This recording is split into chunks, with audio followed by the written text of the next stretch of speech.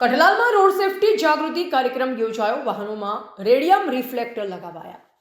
કઠલાલ તાલુકા timber association, weighbridge association અને forest વિભાગના સંયુક્ત ઉપક્રમે રોડ સેફટી અંતર્ગત અકસ્માતો નિવારણ અને જનજાગૃતિ લાવવા વિશેષ કાર્યક્રમ યોજાયો હતો.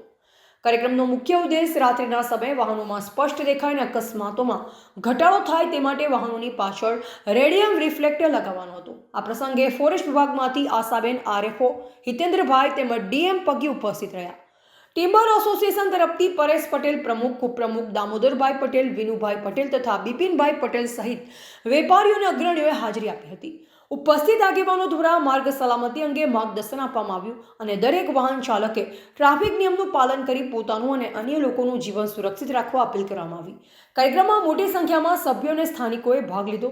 આવો સમાજહિતનો કાર્યક્રમ અકસ્માતોમાં ઘટાડો લાવવાના મહત્વપૂર્ણ સાબિત થશે તેવી આશા વ્યક્ત કરવામાં આવી.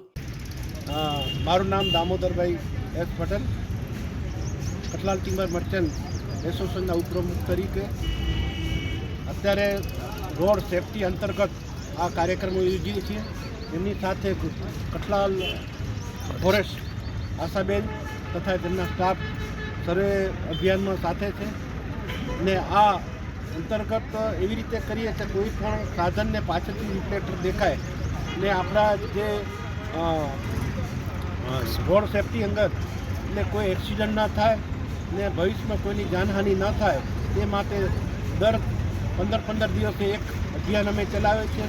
અલગ અલગ પીએસઆઈ હોય કે મામલતદાર સાહેબ હોય કે અલગ અલગને બોલાવી ને આ કાર્યક્રમ કરીએ છીએ, જેથી કરીને આપણા એક્સિડન્ટ ન થાય ને કોઈ જાનહાનિ ના થાય તે માટે આ કાર્યક્રમ ચલાવી રહ્યા છે.